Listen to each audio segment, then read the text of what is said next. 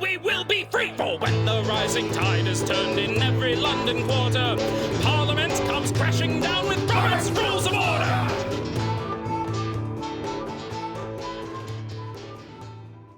All right, everyone. Okay. We've been gone. Well, I've been gone. He's been ready. I've been gone. Do you want me to explain, or do you want to explain? Life, liberty, and the pursuit of insanity. Yeah, COVID's been going on. Okay, so somewhere in the beginning of June is when we stopped then. Yeah, somewhere back in that into eternity of madness. So that's not... So June and what's now, October? Yeah, that's about right. 3 months we've missed. We're not making up the 3 months. It's never going to happen. And during that time, then we had the in-person convention, which went well. And we had not one case of COVID come out of that convention. Of course not. It was the virus was knocked down because it was raining all the time. Well, we had decent precautions. Yeah. But that's not exactly accurate. There were, I think, 2 people who caught COVID, but they were all both online. Must have been a computer virus version. Exactly. So nobody who went there got COVID, though we did have 2 party members that did, but they were online, ironically enough. Yeah, so that happened, and then I had a bunch of minutes to do. And I just finished them. Which turned into hours and days. Yeah, I finished those. DAYS and DAZE. Both. I finished those on September 10th, but then we had an LNC meeting. So I had to do the LNC minutes. And I just finished those, the 28th? So that's why we're here now. Yeah. Yeah, because we couldn't do that following weekend, the first weekend in October. So now here we are. Perfect. So that caught you up on the party stuff. And in that time period, the new edition of Roberts came out. Yeah, I brought a version here with a sample nice off-white. It's sporting off-white and gold. Very fashionable. Larger font. Slightly larger font. And they've even changed the citations now, so it looks like a Bible. Exactly, which makes it all the... Chapters and verses now instead of pages and line numbers. Perfect for the cult. Yes. I like it. I approve. Now we got to change. Now we got to change the cover thing on the. Well, I'm not changing it yet because this thing is still referencing the old version, so that will be a change in our format. Maybe do half and half, Well, and I have T-shirts already designed with this one. I don't know. I don't care. I actually like these colors better than these. Because. There's no more red, and I like the red in there mixed in, but whatever. This is more monochromatic. Yeah, I don't know. I don't know why I don't like that one. You want to know why? Because this is just so ugly that it's cool. You know, it's something so... Yeah. This isn't ugly. It's just, But that is hideous. This color combination is just the worst. In case you're wondering what we're talking about. I mean, whoever thought that was attractive whatsoever. Right. It's ugly as hell, and that's why I like it. Yeah. It's so ugly it actually works. Whereas and this is just bland. This is just, it's just bland, monochromatic. Yeah, it's bland. It's very, I'll come up with the word for it, but Vanilla. It is vanilla. But I like vanilla, but only in ice cream. But no bueno. That's great. This is as ugly. You want to know why? This reminds me of Gucci, because they're the same colors. Okie dokie. You know what I'm talking about? The Gucci purses, they're ugly as fuck. I don't deal with Gucci purses because I'm not a woman. Yeah, but you're married to a woman. Yeah, but she don't either. That's out of her price range. Yeah, but that usually makes us... She wears fanny packs. Does Gucci make a fanny pack? Yeah, they do, actually. Oh, my God. Of course they do. Well, anyway, these are Gucci colors, which are... and Gucci's universally recognized to be the ugliest, there's just something perverse in spending so much money for something so fucking ugly. But anyway, even worse than stuff at the Gap, Old Navy, or Spencer's. No, it's so fucking ugly. I do not know why. I think it's the sheer perversity of it when you have so much money that you're just like, I'll spend $10,000 on an ugly ass purse. And then you see what they do on Madison Avenue with some of these outfits. You're going, okay, what were they smoking when they did this? And how potent was it? And where can we find some? Yeah, exactly. I mean, you look at it would anybody wear this stuff in public in general? The answer is no. Wait, you know me, though. I would. I'll wear anything. You would go out there and wear one of those fashion model dresses where they have a pair of motorcycle handlebars coming out from the corset? I would wear anything Lady Gaga would wear, except for the meat suit, because that would smell bad, and I draw the line there. Yeah, that one will get you ambushed by a pack of dogs. And it just, I can smell it just thinking about it, and makes me want to throw up. But almost anything else, I don't think you yet appreciate the depth of my closing depravity. Dresses are not designed to be marinated and thrown on a grill. Well, I mean, it's obviously debatable, but anyway. So now we've critiqued the design. The changes, when I print out that thing, maybe we'll do an episode just talking about the changes in depth, but overview of the changes is, again, the citation method's the biggest change, and the color in the bigger font. I do lose the bet that they did not make it gender neutral. And I thought they would, because they only change this about every 10 years. And I got in a fight with one of the authors over it. Did you read about that? Sort of vaguely saw it. Let me try that again. Did they keep it in the generic he or what? How'd they work it? Yeah, they kept, excuse me, wherever before, they kept it as he. But that's the one that didn't really... Well, that twerked me a little bit, but the one that really bothered me was constantly just using chairman, because that is so old-fashioned, and very few people even use that. Most people just say chair. Right. And that's shorter, and it's perfectly serviceable. You don't have to go through these weird contortions, because I don't believe... Chairman, chairwoman, chairperson, chair tater, whatever you want. Yeah, just chair. Yeah, just chair. I don't believe in having to, go through really great lengths to make everything non-offensive. I'm not a feminist. I ain't one of those. But when it's easy and it's even shorter, why? Why wouldn't you do that? And it makes it sound really old-fashioned. And when I said, it was Daniel Hahnemann, which I might be mispronouncing. And I met him in person, and he was delightful in person. But he kind of can be a little bit of a jerk on the message board. And he's probably going to watch this and then be like, now I'm going to ban you. But I don't know. He's a sweetheart in person. But like some people online, it comes off differently online. Yeah, I'm guilty of that. Well, I'm guilty. We're all guilty of that. I'm sure I am, because I had apologized so many times on the Roberts Forum where people said, you're being rude. And I didn't think I was being rude. Mm-hmm. And I was like, sorry, I tend to do that. But he's like, I said, and and it makes it seem really old-fashioned. And he took that as a badge of honor. And I'm like, that's not a compliment. I'm sorry. Mm-hmm. He thought, like, all things older are good. I'm like, Well, in that case, they should get rid of all the sections on teleconference and stick it back to carrier pigeon and telegraph and 2 tin cans and a string. And so I just gave up. It was so tone-deaf of a discussion. Because it basically boiled down to, well, it doesn't bother me that it still says chairman. And I'm like, okay, it's because in a gender discussion, you're a guy. Of course it doesn't bother you. It'd be like saying, it doesn't bother me that we called them stewardesses. I'm sure it pissed off a male stewardess. I grew up in an era where where there really weren't male. Okay, I'll use the term stewards because that's the proper term, even though it has a totally different connotation on an airplane versus a cruise ship. But at the same time, somewhere along the way, it went from stewards and stewardesses to flight attendants. Well, I think that's better. Which is fine, and the basic reaction is like, okay, so what's the big deal? In San Francisco, back in the late 90s, they had this big brouhaha. It was the dumbest thing I'd heard at the time, because they were calling the specific things manhole covers. It's sexist. Yeah, see, that's stupid. It was stupid. And my reaction was, just call it a damn sewer lid and the hell with it. Yeah. I mean, it's that's not. What it is. That to me, that's like, listen, when it comes to sewers, if you want to keep it all male gendered, I'm fine with that. They came up with something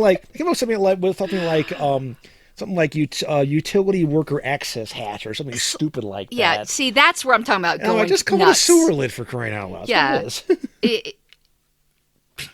But anyway, it's just, I was just like... The arguments over gender can be so insane sometimes. And yes, I'm a guy. I'll admit that.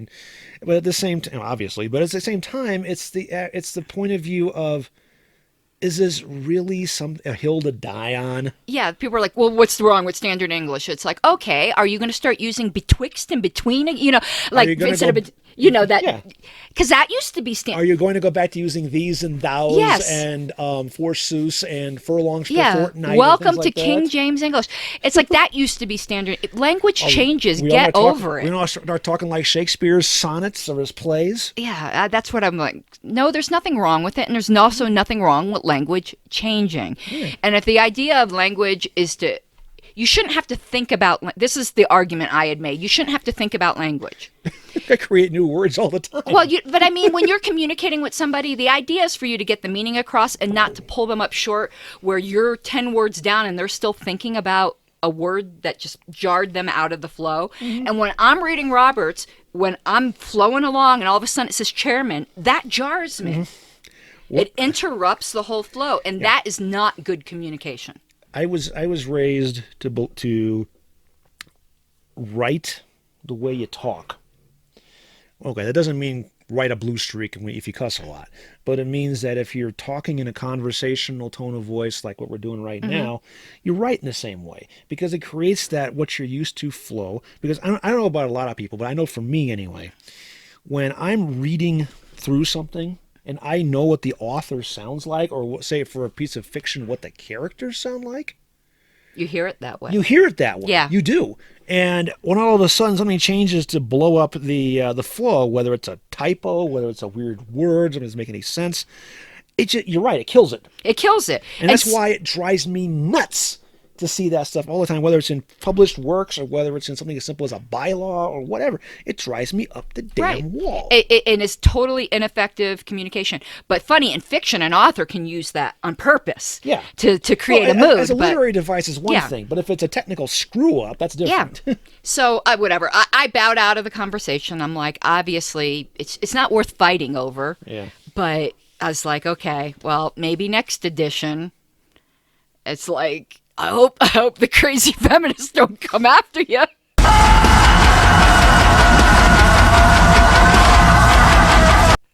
Twitter. Well, yeah. You know what's going to happen?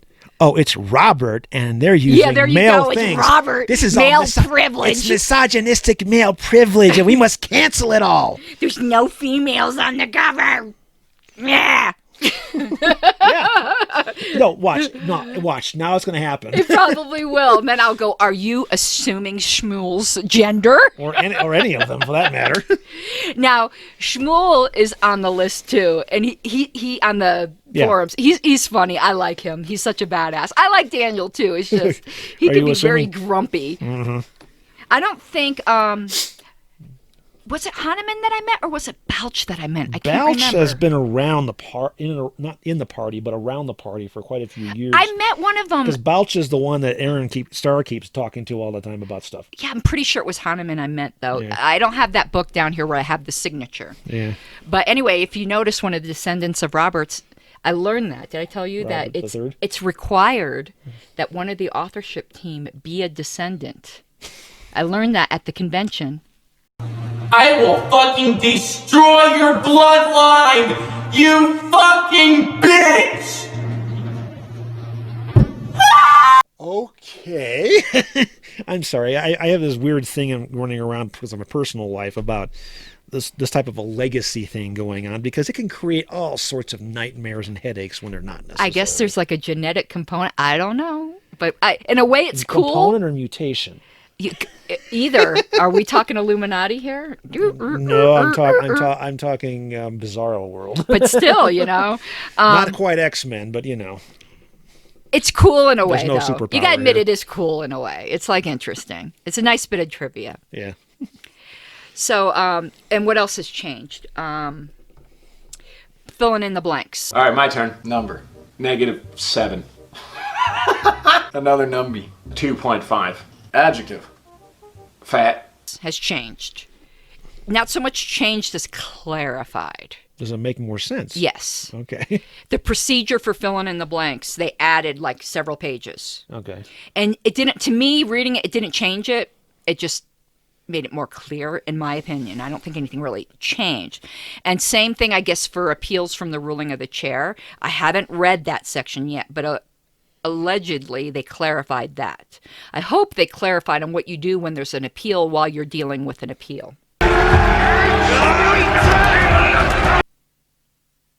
Aye. Yes.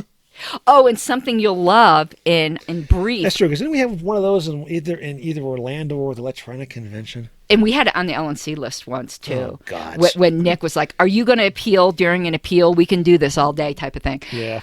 It's like, please don't. I seem to remember hearing that in the Electronic Convention. Yeah. But funny, I don't know if it's in the old Robertson brief, but remember when you and I, it dawned on us and we got really all hung up on the how can you vote on the credentials report when no one's credentialed yet? Yeah. It was the whole Schrodinger's delegate. Yeah. They mentioned that in the brief. Okay. They talk about how it is kind of weird, and it deals with the theory of presumptive delegates, which is the conclusion we came to because it's the only one really you can. Yeah. But they actually deal with it in here in brief. So the question is, did they come up with that before we talked about it or afterwards? This was already it. I think it's in the old one too. I didn't read the old one. Yeah. But who knows? In other words, Who knows? is they clarifying that our fault or not? It could be. What I also loved about in brief, apparently this had been a problem in the past where some societies decided this was too complicated and they loved in brief, so they were adopting in brief as their parliamentary authority. So it has in there now, if you do that, it says right here in this book that you've adopted the big book.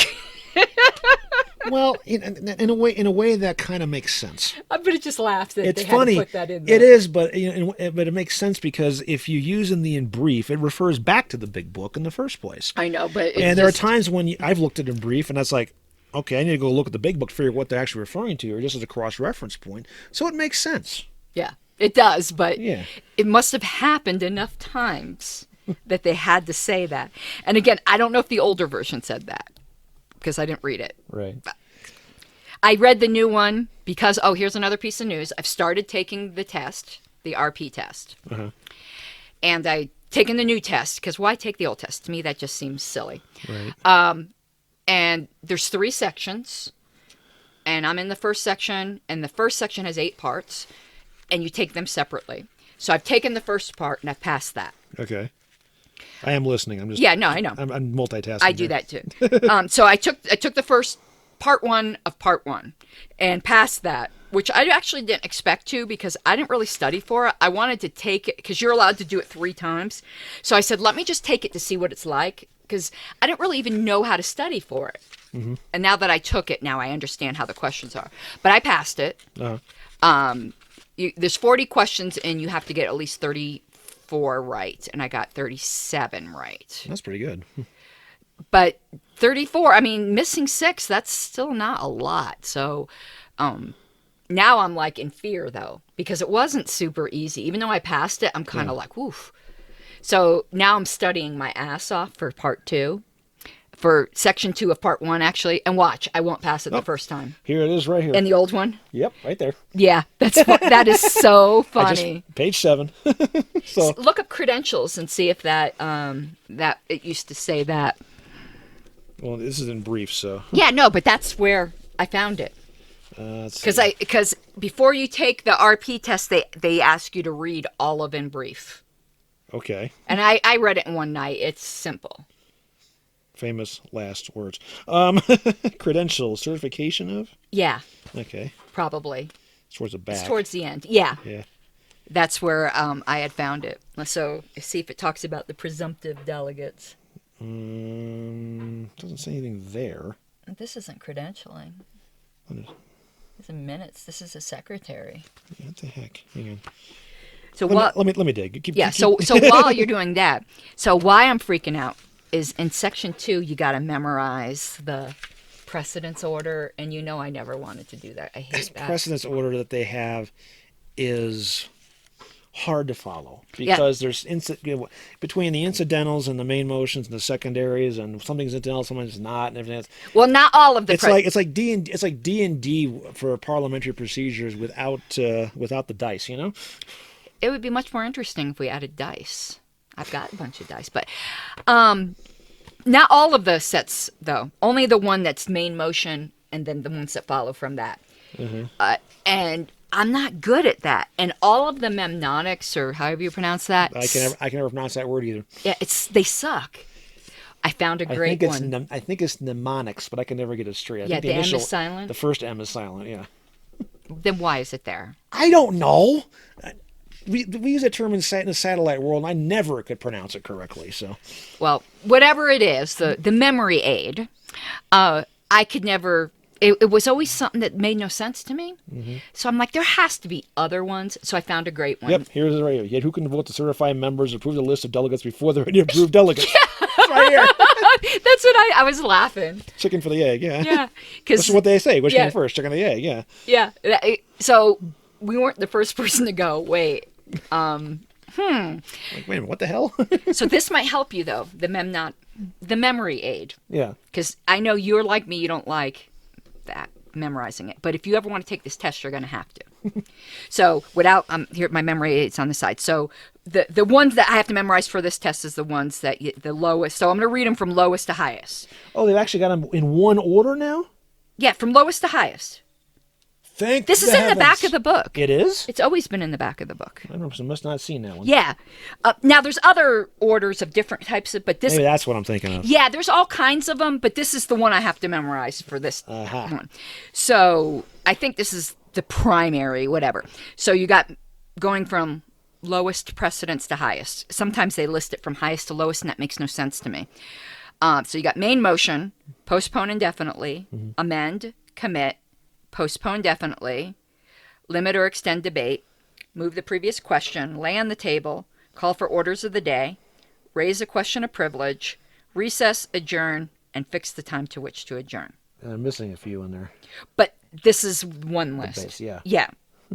I don't know what, but this is one chunk. Yeah. I don't know what they call it. It's the major ones. The major ones, yeah. And so, like, objection to consideration of the questions not listed here, which would be right between motion and postpone indefinitely. Yeah. Adjourn sign D probably falls under adjourn, but, that's not listed specifically. It does. It falls under fix the time to which to adjourn. Those two are treated the same. They're both debatable. Ah, okay. I don't know why it's not on here, but... Yeah, anyway. But that's what it is. In the broad sense, yeah, this covers it, yeah. So these are actually... they can be privileged motion. This is actually a different group, but it comes in here. Mm-hmm.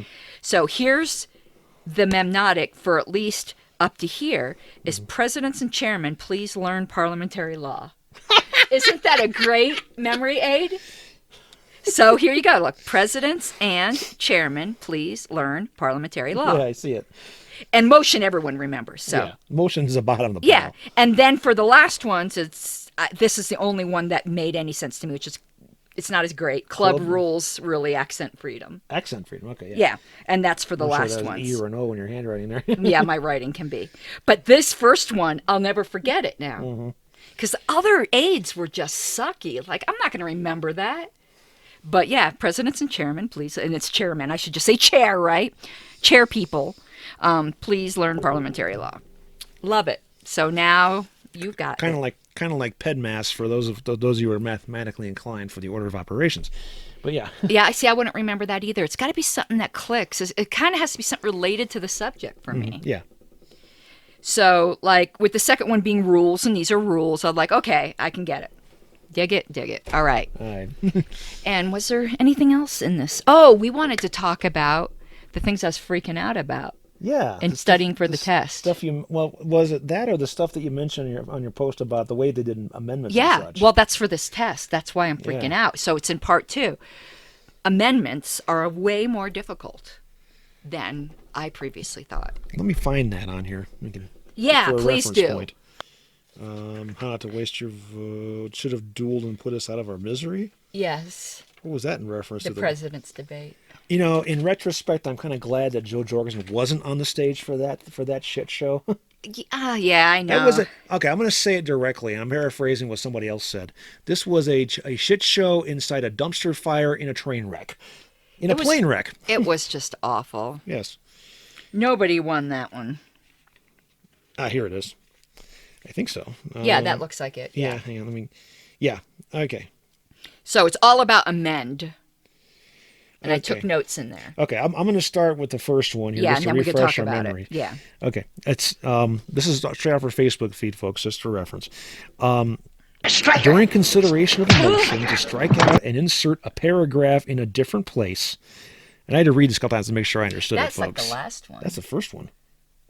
I think you're going backward. I think that feed goes backwards. Not really.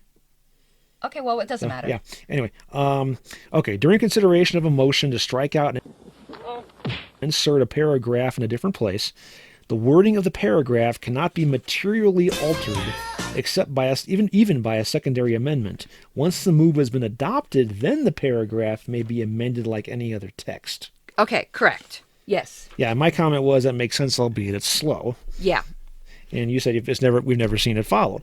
And the reason I said it was slow is because basically if you have a paragraph which says blah blah, but it's in the wrong place and you want to move it to the right place, you then have to move it down to where it goes, and then you have to tweak it to make it match up with everything. Right. That's what they're saying. Right, exactly. Which makes sense, but at the same time, it's like, why can't you just strike it out into one spot and insert in another with the modified wording, which accomplishes the same thing without the extra steps? Yeah, not allowed. Then what's the point of having a strike and insert? Well, this is striking and inserting, and after it's inserted, then you can modify it. Right. But I guess the thing of it is, and you see this in legislation all the time, well, they will gut a section of the law, and then they will turn around and stick it somewhere else, and then along the way they will modify it to fit whatever the heck the flow and the context and all the technical parts of it, of whatever the heck they're putting it at. Which is what they're saying here is you can't do that for parliamentary procedure. Well, what I'm assuming you can do, though, is you can amend that paragraph, I would think. Yeah. We'll figure this out. I could be wrong. You can amend that paragraph and then move it. You just can't have a motion to... What they're saying is you can't have a motion to strike and insert and then have a secondary motion to amend it. Okay, let's do a concrete example I can think of. Okay, in our current bylaws, there is a line in there for the duties of the state party secretary. Okay. Which says that they have to file the bylaws with the Secretary of State. Right. Okay. The problem is the state law says the chair has to do it. That's not a whole paragraph, though. It's a sentence. Okay. Yeah, this is for a whole paragraph. But if you wanted to, they could reformat it into a paragraph if they wanted to. But let's assume it's a paragraph for the purposes of the example. Okay. Okay, just roll with me here. Okay. Part of what's in the merge proposal, which is still sitting out there accumulating dust, is moving that piece from the secretary back up to the chair where it's supposed to be to comply with state law, but then changing the name secretary to chair. From what you're describing here, if that was a paragraph, we couldn't do that, both of those at the same time. We have to move it up to the right place and then change it. Yes. Yeah. Which is why I say it's slow. Yeah, but that's the requirement. Yeah. And I didn't know that. And the trap for this is that it creates the possibility of, people may vote to move it to the right location or a different location, but then they'll reject any changes to it, leaving the context totally whacked.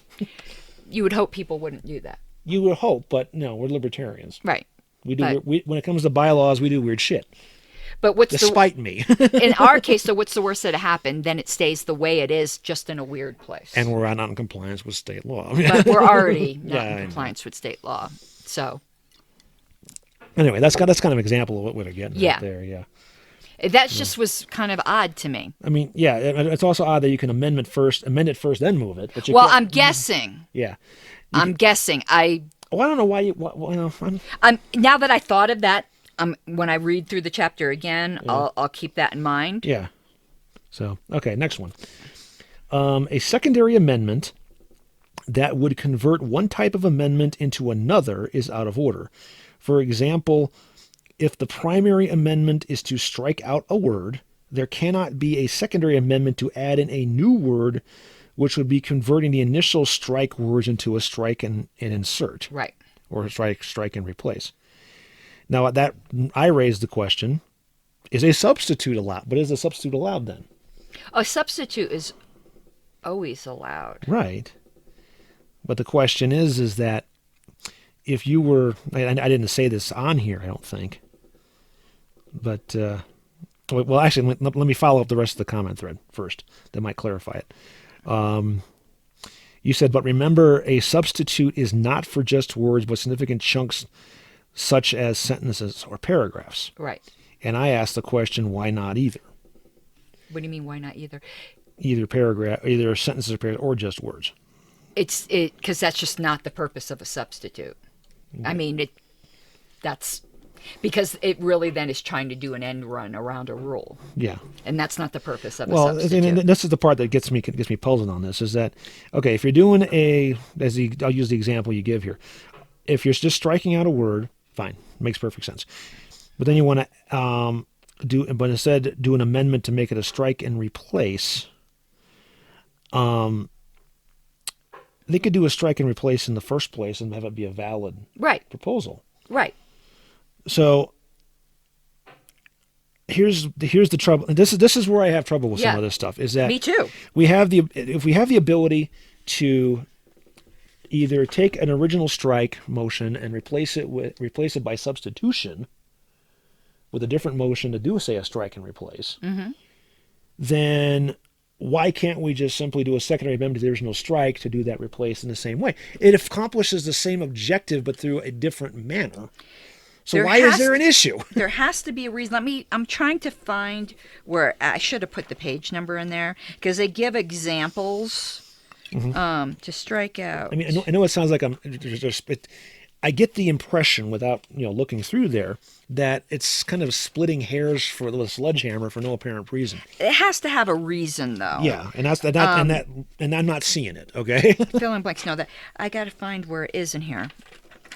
All right, improper amendments. Here we go. Not germane. Right, okay, whatever. One that proposes to change. Improper germane being not germane is not germane to the discussion. Exactly. Okay, one that proposes to change one of the forms of amendment listed in 12A, into another form. A pending primary amendment to strike out oak before furniture, for example, cannot be converted into the form strike out and insert by moving to add and insert maple. They don't say why. Yeah, that's weird, because that's like striking and replacing to me. Yeah. But what you would have to do is vote down. Unless their objection, and maybe this is it, is the jump between different types of motion. I think that is what it is. That's about the only thing I can think of.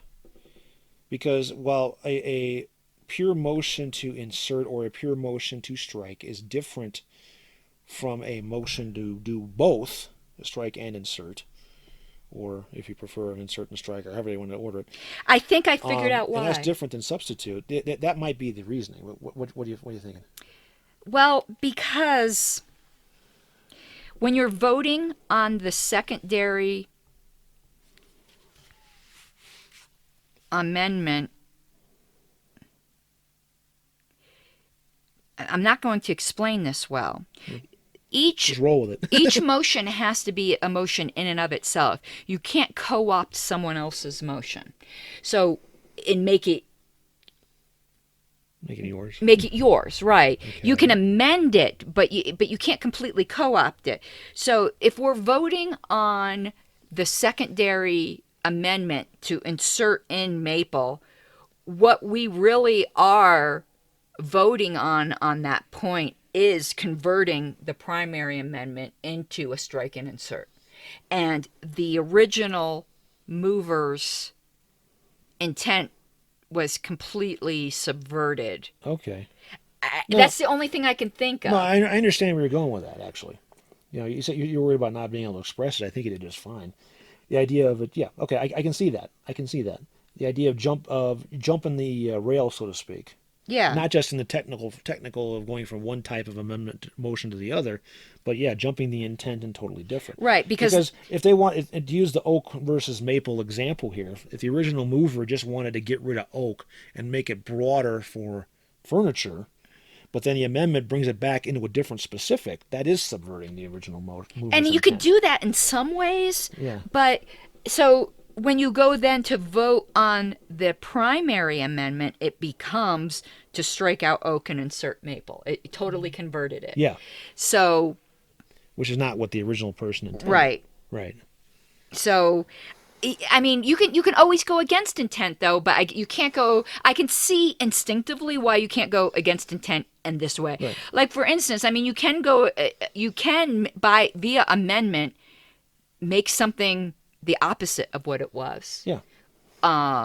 Like if there's a motion to commend Mr. Jones, you can strike out commend and insert in censure. Or condemn. Right. You can make it the opposite. Which is just the anagram, but yeah. Yeah, you can make it opposite. But you just, I get it on a weird instinctual level, but then it brings back, okay, let me bring it back to my original question on this thread. Okay. Let's say that the original one, keep it the furniture example. Yeah. Was just to get rid of oak. Right. But then somebody offers as a substitute amendment to switch it to maple. It's just one word. That a substitute isn't one word. Fair enough.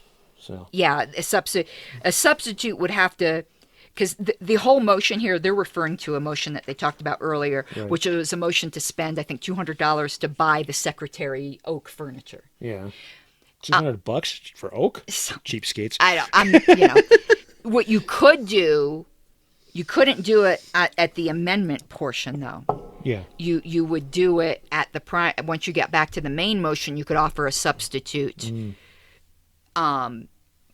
to buy everyone or something. I don't, Yeah. I'm trying to think of something that would Sure. broaden No, it. fair. Yeah.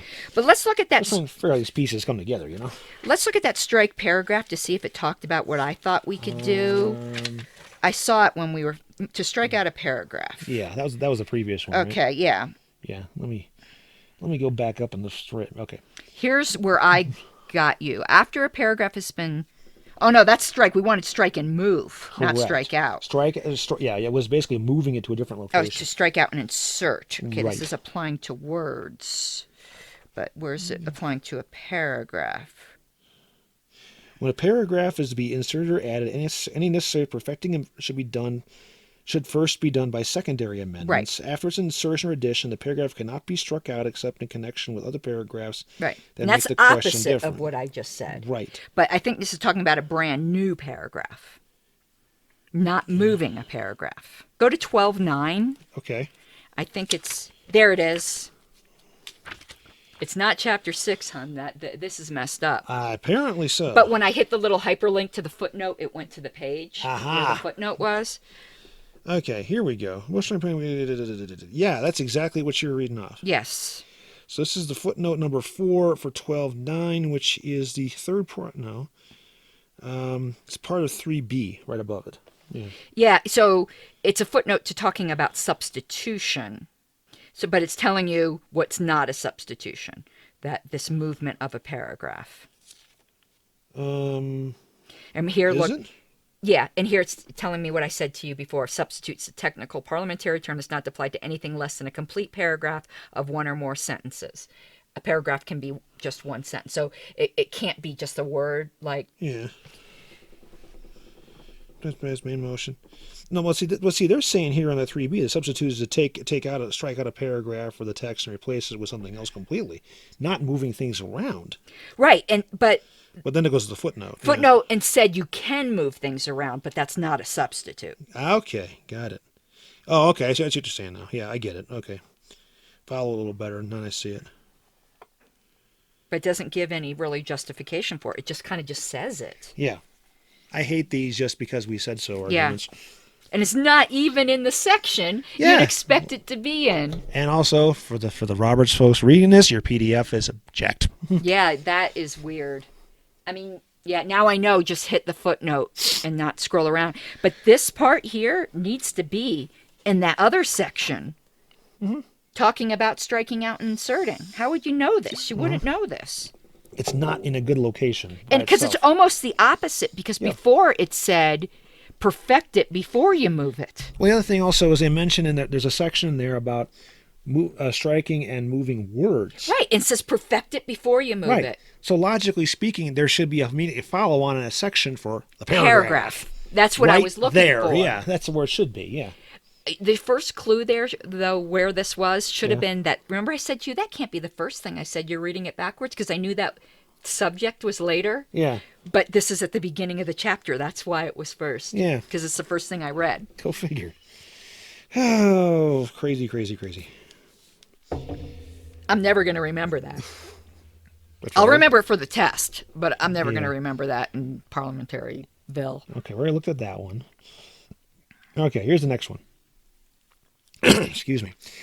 In consideration of a motion to insert or add words, any perfecting of those words needs to be done by secondary amendment before they are inserted or added. Otherwise, once they are adopted, no further changes can be made to them except through a reconsideration of the vote. I remember passing and seeing that as I was passing through in Roberts. And it's the exact opposite of the paragraph thing. Yeah.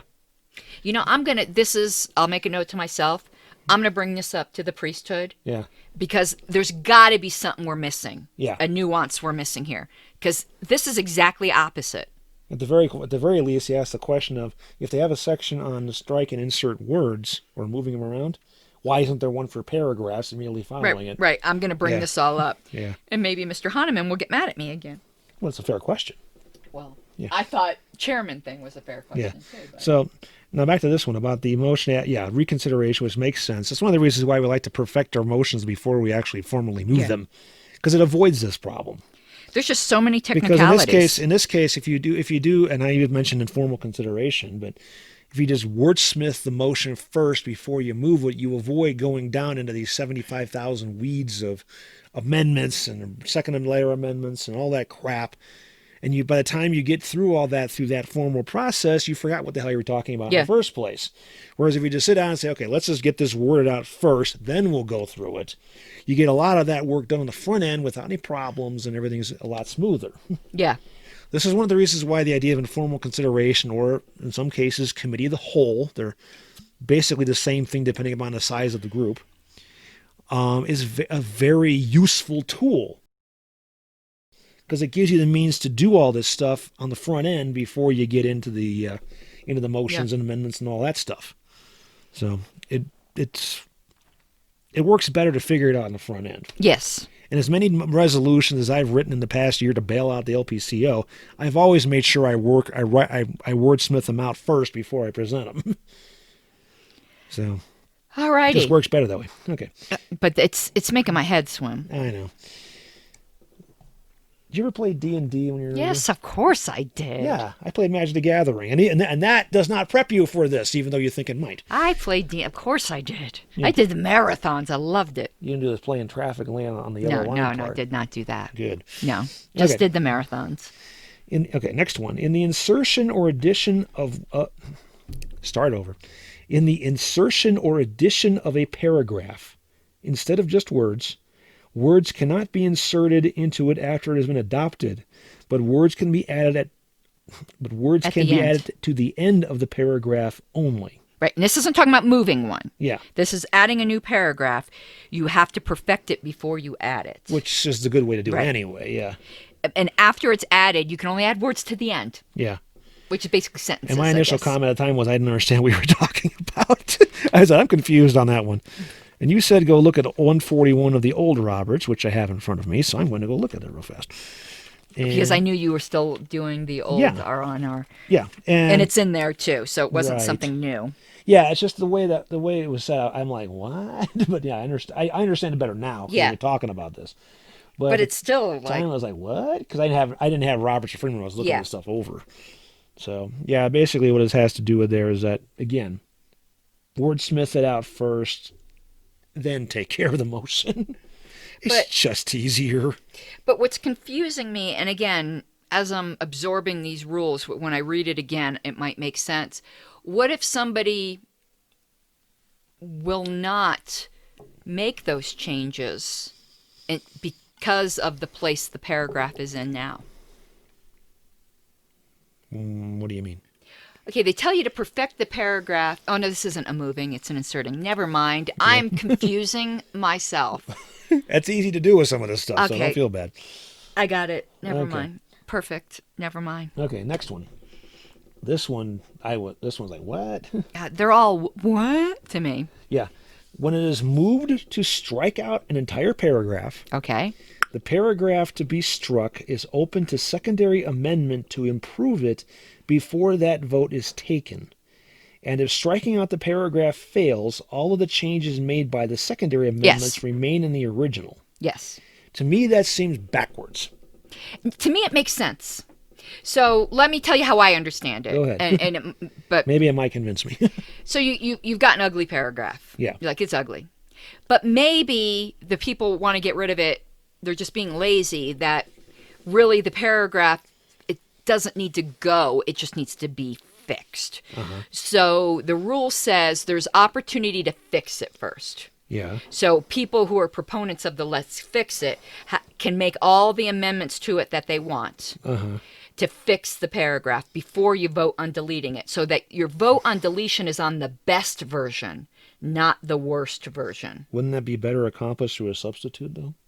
It could be. Yeah. But because it seems to me that if the original motion is to delete the whole thing, just toss it, but then all of a sudden it's, instead of tossing it, let's move to you could do a substitute. An amendment to a proposed deletion seems to be backwards from the intent of the original motion. The original motion is to toss it. It's not trying to fix it. It's just trying to get rid of it. But it's not hijacking the original motion? It is, but it's an allowed one. That's why it seemed backwards to me. Because the vote will still go. You haven't converted their motion into something different, though, because the vote will still be simply to delete it, but the wording might have changed. You didn't convert the strike into a strike and insert like the other thing. I can sort of see that, but so isn't a conversion. This to me sounds like a better place for a substitute would be right. Would make a lot more sense. It would be if the people who want to keep it have a coherent view of what they want the paragraph to look like and they have it already out. Yeah. But sometimes you're kind of doing it on the fly. On the fly in stream of consciousness. Let's change this word. Oh yeah. Now with that there, this there. Yeah. But so tweaking it, so it's allowing it to, but a substitute would be allowed as well. Yeah.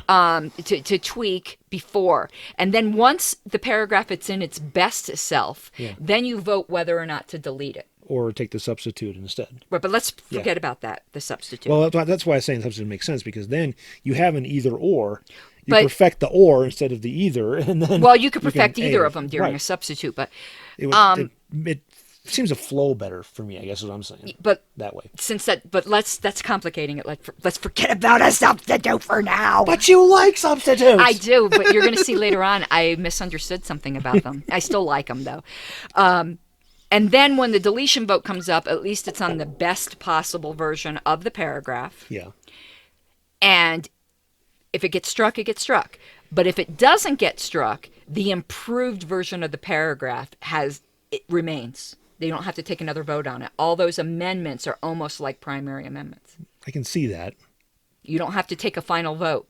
Yeah. The final vote is deciding to keep it rather than strike it. And it's being kept intact with all the improvements. Same thing would happen with a substitute. Yeah. What I'm wondering though, so you perfect the original, you perfect the substitute, and then let's say they vote to accept the substitute in place. Right. Would you then still move to strike because it's something completely different? See, I don't think so. Because I think you would. If the substitute replaces the original, then if it replaces and the substitute is to amend instead of strike. Substitute's not though.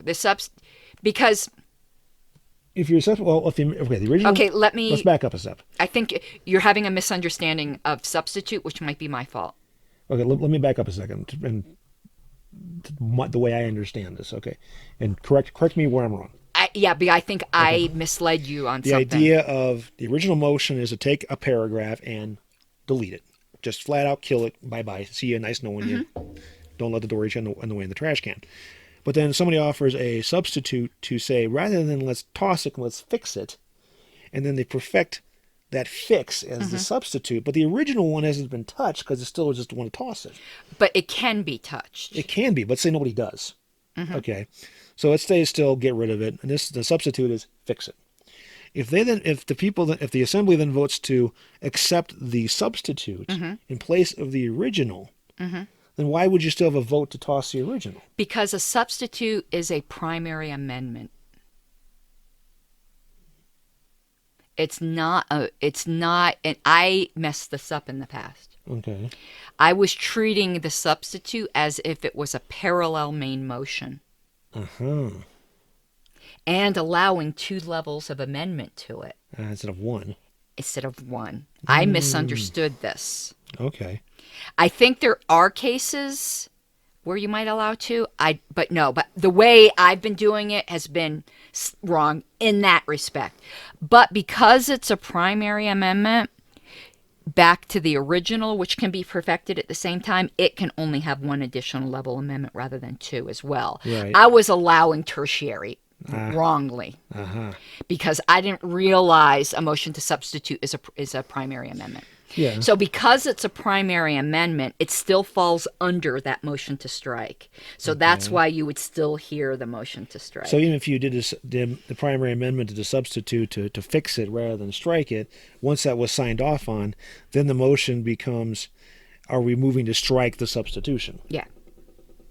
Because that is a perfection. It's just Yeah. perfecting by a different way. But then let me take it one last step then. Okay.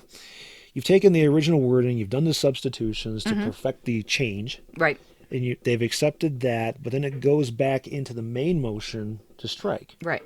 If that motion then fails, Then the substitute gets put in.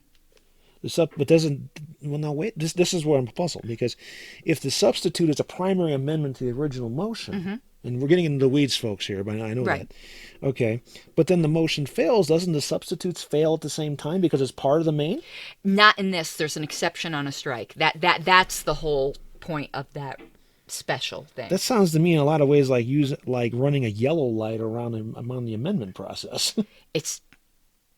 I guess it really, though, is just giving fair.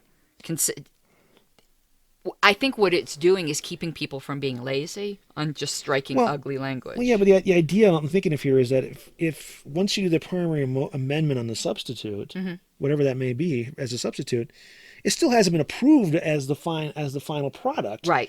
And then if you say, oh, we still don't like this, and I went through a mock Congress with this once years ago, then the whole thing still goes out, but what's left over doesn't remain. But in this motion, it does. Yeah, but let's look it up and make sure I didn't fuck anything up. To me, that's backwards, because you can amend it to your heart's desire, but if they don't like it and they kill it anyway, well, then the amendment shouldn't remain. Let's make sure I didn't mess something up in my translation. Sure. Of course, why didn't I give the next time say, dummy, put in the citations? Well, I didn't know what the citations would be, but yeah. I thought it would be easy to find. Yeah. Okay, moving to strike an entire paragraph. So I'm looking up strike. Insert or add a paragraph. Strike out a paragraph. Words. It says 1251 through 52.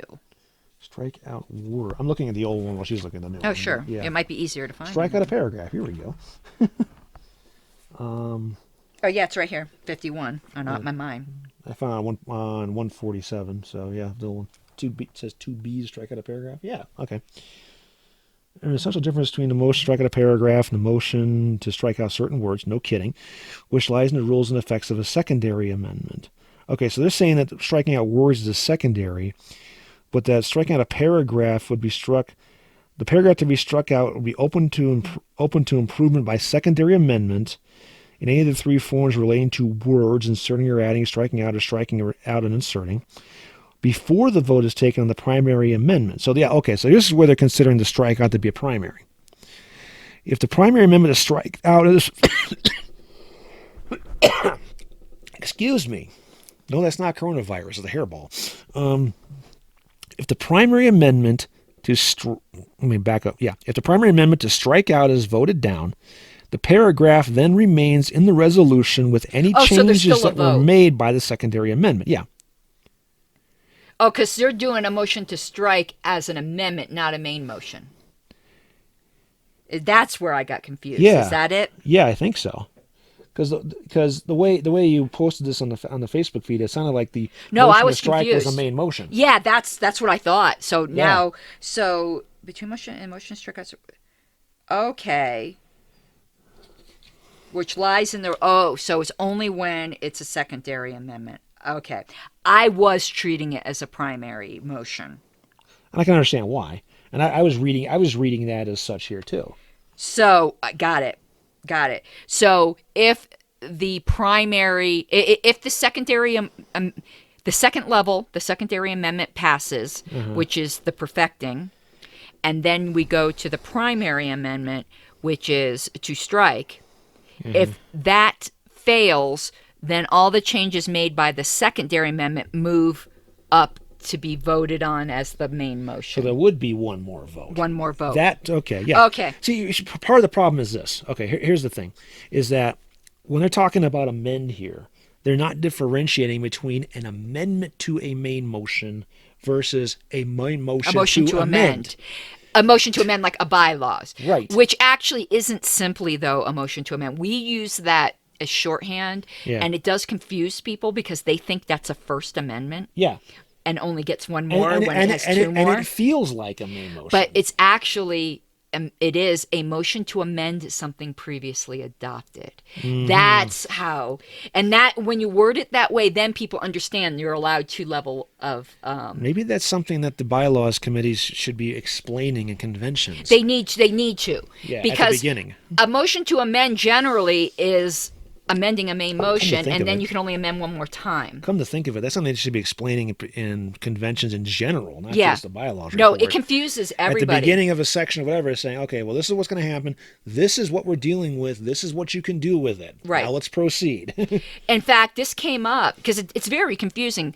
Oh, I didn't mention this. You knew this, but I'm telling our audience that I actually have had my first job, quote unquote, as a parliamentarian. I was the official parliamentarian for the New York Convention. And this came up. Someone had raised a point of order saying we can only go one level of amendment because this is an amendment. I'm like, no, it's a motion to amend something previously adopted. Right. When you're amending bylaws or platform, that's what it is. Yeah. And that makes then everyone goes, oh, okay. It gets very confusing. Which also means as a point of information for future bylaws committees, whoever's paying attention to this, when you put in your report what you're trying to amend, preface it with saying motion to amend what's been previously adopted as follows, blah, blah, blah. Or that makes it crystal clear. It does. Or in an introductory paragraph. That would do it too. Explaining. Or both, for that because matter. there's always new people too. Yeah. And that helps people understand. Yeah. And this is also a case, I think, where using shorthand over the years has caused the original meaning to disappear. Yeah, it confuses a lot of people. Yeah. And one reason people hate Roberts is because it hasn't been explained to them. And the people who use it as a weapon love that it hasn't been explained to other people. Because that's how they exploit it. Right, because then they can do their voodoo. Yeah. And this is a case where it's crystal clear. Yeah. Well, I'm glad we went and looked because I misunderstood it. That was interesting. Yeah, because that went into depth. But yeah, okay. The next one was, I think it was this one. Yes. The motion to amend by striking out certain words can be amended only by striking out words from the primary amendment and thus adding them back in. Yes. That ties directly back to what we were just talking about. Yeah. So they give a really good example, though, in here. If we can find it. It's probably the same right where we're at. It's right here. On mine, it was the page. It was directly the previous page in my book.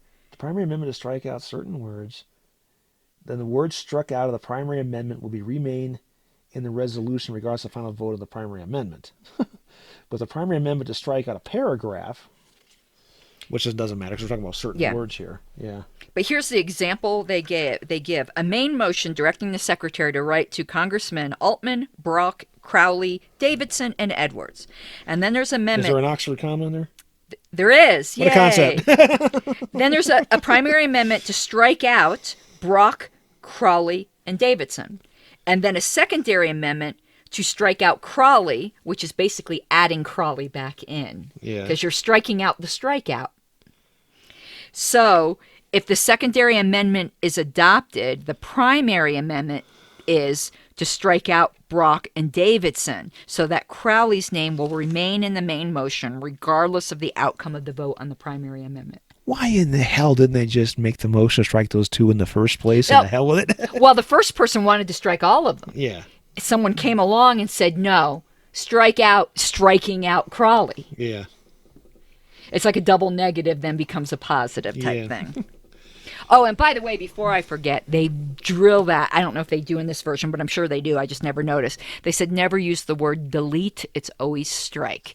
Delete is bad. Delete is not a parliamentary term. They say that over and over, and now it's in my Actually, head. no. The example is in the previous. It's right here Okay. on top of Same 147. thing. Yeah. Okay. I didn't know if it was or it No, wasn't. I just happened to turn the page and see it. So that was pure just looking Yeah. there it was. So, and I thought that was a good example. It illustrates it well. Again, this is why you wordsmith in advance. Well, this As is much two as you people can. who just disagree. As much as you can. This is someone who doesn't like Crowley and someone who does. Or it may be a case of the first person didn't realize, oh, Crowley does need to be in the loop where they thought they didn't. Yeah. Yeah. Okay. Anyway, next one. Oh, yes. This one we've discussed a lot. The two parts of the strike and insert must be germane to each other.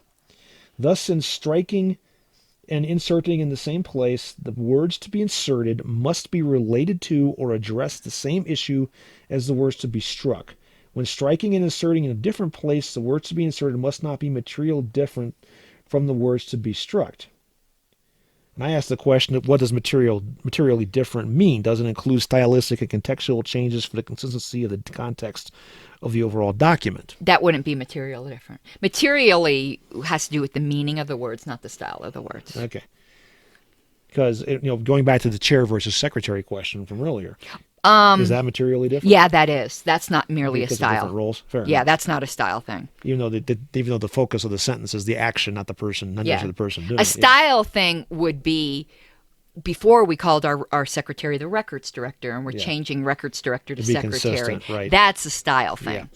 Yeah, because the germaneness part is we've talked about this a lot, and it's very simple. If you try to the germaneness also ties them together, because if you don't have them tied together, you run the risk of having a strikeout with no replacement, and then you're screwed because that just defeats the entire purpose of what you're trying to do. And plus, germaneness is super important. Plus, okay, I got rabbit trail.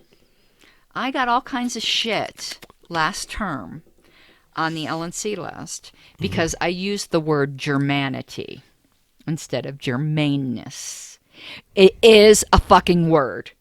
It's old-fashioned. Yeah. And it's not used mostly, but it is a word. When I think, okay, It's better. coming from Bring Germanity back. Well, coming from German ancestry, to me, Germanity means the characteristics of being German, But that's not what. Germain. But that's what germane means. If you look at the technical definition. I thought Germain was Michael Jackson's brother. No, but you want to. Oh, wrong Germain. But that's what the word.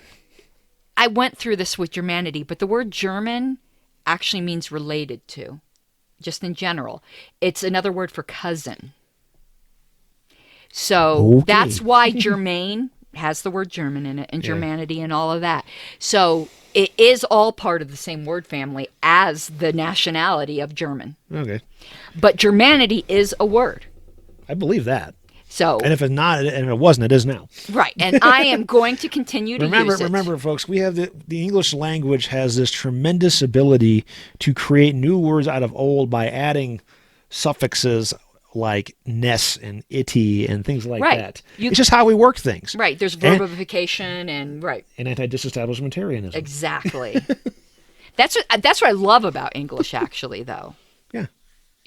So there you go, Germanity. Do not bust my ass, not you. I'm saying this to you. I'm allowed to do it, Ms. Matson. Germaneness, Germanity, it's the same. Germanity, but not. I actually got in trouble for it this term, I think, too. I don't know if it was, though, with the LNC. It was in some other parliament. Just tell them that it's a valid word, and if you don't like it, wear a mask and social distance from the germs. Exactly, and you'll avoid the Germanity. Yes. The Germanity of it. Oh, the Germanity. See? Perfect. All right. Is there another? I think I talk about where I fucked up substitution. Yeah, that's coming up. There's one more before that. Okay. When strikeout and insert is offered, debate proceeds in a typical fashion. However, what's a typical fashion? Cage fight? Anyway, Trump and Biden. However, for purposes of secondary amendment, this motion is treated as if it were resolved into two separate parts, and a single amendment to both parts is out of order. And to me, that seemed to contradict the indivisible nature of the strike and insert. They become indivisible in the final vote, but you can perfect them separately. But you can't kill one separate from the other, then? No. Okay. But you can perfect them separately. Okay. And also in the section, I didn't put it here, talks about a priority between the two, where the chair should take one over the other to perfect one of them. I forgot which one it was. If we find this, let's just strike out. And then Lydia said, my wife chimed in. I can't see out from behind all these parliamentary weeds. This is definitely the weeds, but everyone thinks amendment is a lot simpler than it really is. No, actually. It's not. It is a lot more complicated. It's scaring me, actually. This made me scared to take part 2 of part 1. Okay. Section 2 of part 2. Whatever. Okay, we're back to the strikeout and sort of applying the words section again. 1261? Mm-hmm. Yeah, right at the bottom there. Yeah. But then it goes on to what the chair does. So it says, it's often best to take amendments to the words to be struck out first, because members who wish to perfect the words to be inserted need to know exactly what language those words will replace. Okay, where'd you see that? It's page? Following, yeah. About right before 1262. Okay, because I'm seeing the matching paragraph in the old one on page 150 here, versus 139 in the new one. Let's see. Yeah, here it is right there. Okay. So, yeah, they just carried that through from version to version. Right. And then it says... Memo to the folks at Roberts. Put a back reference to the previous version in some of these things, because there are people out there who are used to working with the older version and will look at this and they will say, that seems familiar. Where in the hell is it? Which is what we're doing right here, if you think about it. Let me tell you, there's a money-making opportunity for someone who made such an index.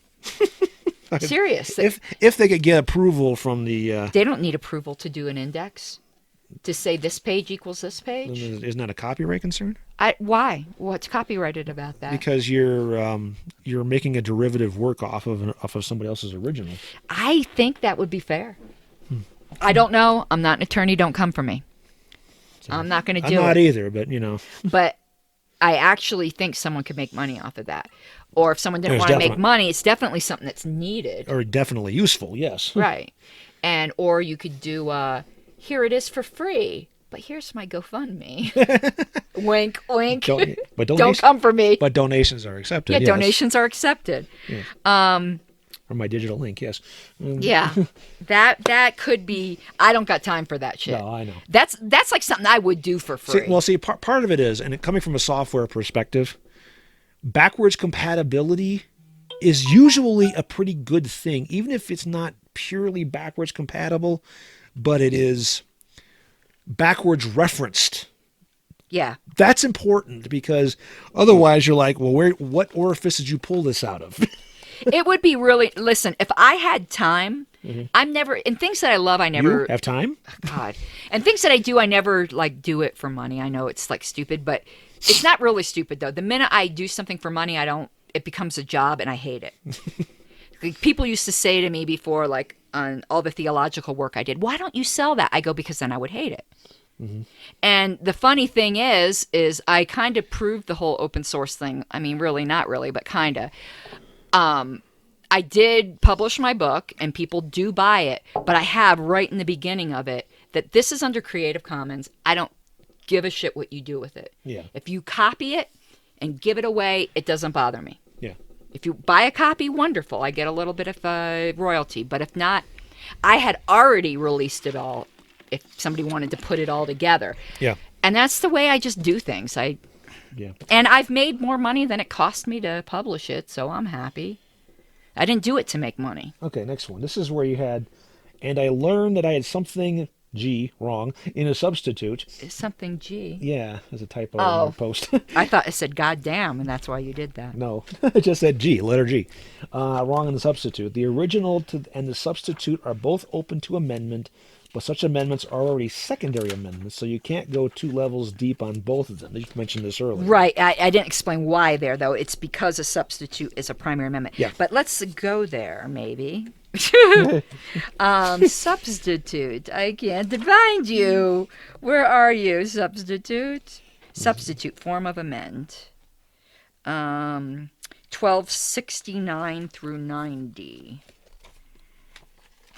But I think it's in the very beginning, so I think it's in 1269.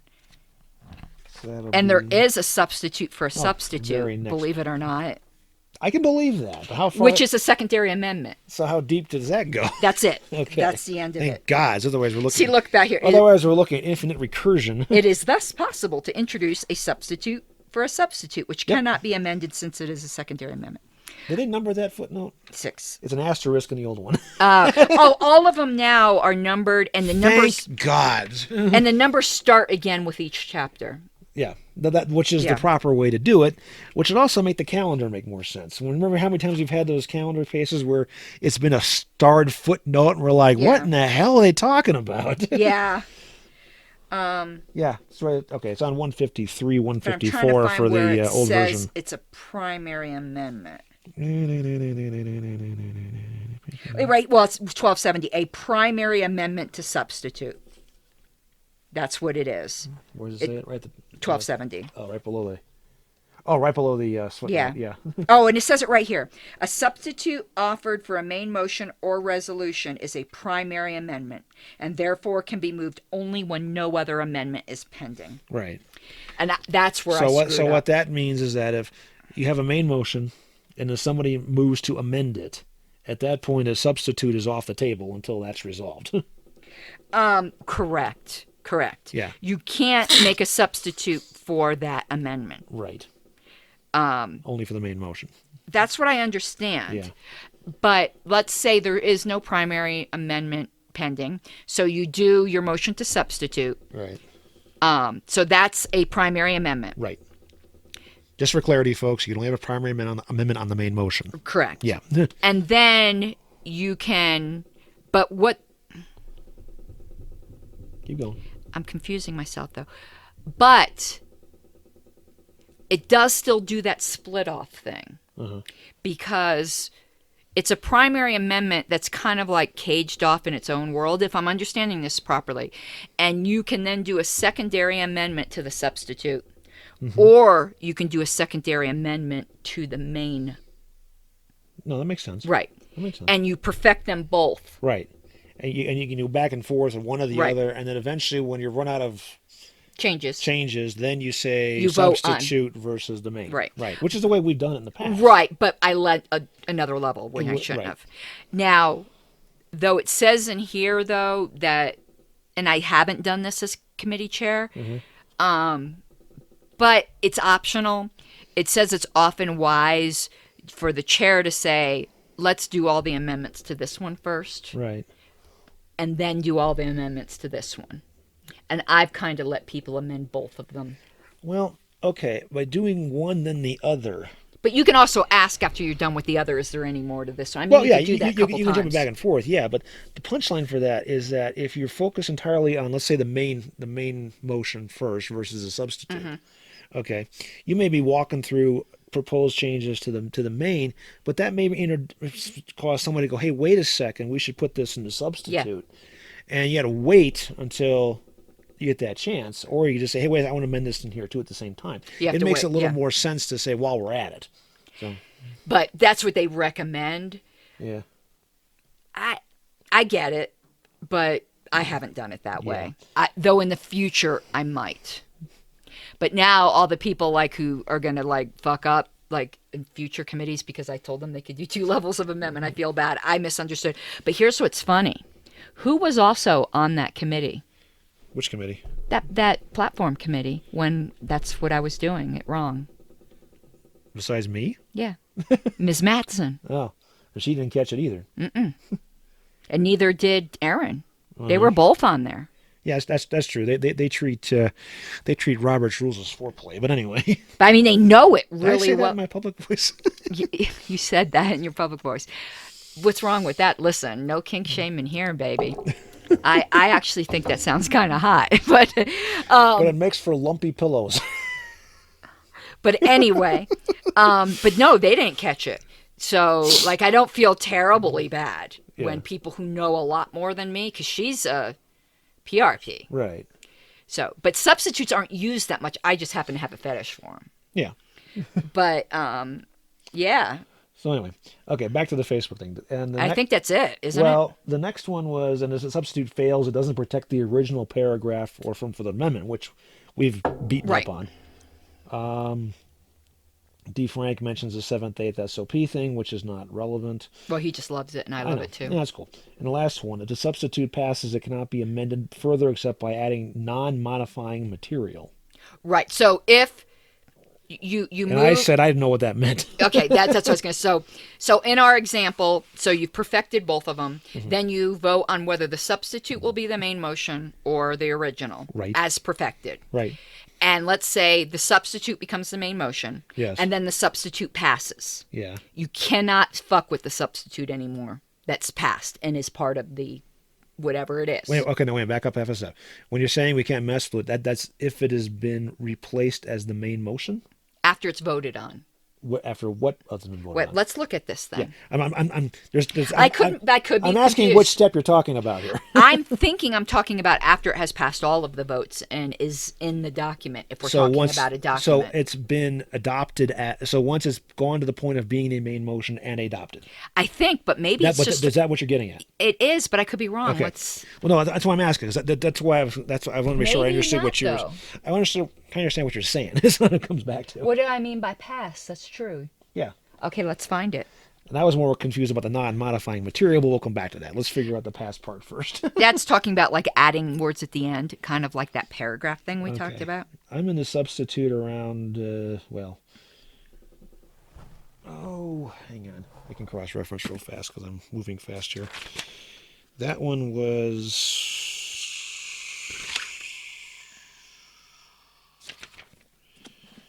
Where the hell did the substitute go? Where can it be? See, I'm thinking it's a main one because look, it says... Okay, substitute starts at 1282 on page 146. But here, this is, I'm not sure if this is where I got this from, but it says, after a paragraph, section, or version of a resolution has been substituted for another, Yeah. the substituted paragraph or resolution cannot be amended during the same session except by adding something that does not modify the paragraph's existing content, as is true of any paragraph that has been inserted. And that's always talking about the final. Okay, I can buy that. But that's why I'm kind of confused here. See, it though. seems to me that here's what I'm thinking. Okay, if you're talking about it, the substitute passes to replace the original as the main motion, then I would argue that it's still open for amendment. But if you're talking about after it's passed as the main motion, yeah, it's not clear then here. Then you have to do a motion to reconsider again. Yeah. That's why I Yeah, because they're treating it like any paragraph that has been inserted. It depends on inserted. which step you're talking Yeah, about. Yeah, and it's not exactly clear here, but I think the only way it makes sense. Yeah. Yeah. Because once it passes in a main motion, you're at the point where it has to be a motion to reconsider something previously adopted. That's what I think. Yeah, but if it's not to that point, and you're still in the main motion, you still should be able to amend it. That's where I'm unclear. Yeah, I would think so. I'm going to ask the priests. Yeah, This is a second question for the yeah, priesthood. if the substitute becomes the main motion, can you still amend it while it's the main motion? Right. Yeah. Or does all of that perfection have to happen before you vote on whether to make the substitute the main motion? Yes, I will ask the priests. that's a good question. We shall see. Yeah, The whole reason I love that forum is because the authors are there. yeah, Because if it was just Joe Blow giving their opinion, I'm like, I could get that from anywhere. right. So Is that it? That was the last one in the threads, yes. Yes, and I think we went way more than a half. That's okay. That was good stuff. We went an hour and a half. I guessed it half an hour. All right, so let's now go to our days. Don't you know not to do that? It's crazy. Because, yeah, we're at 3. But so let's... This sucks. Change it.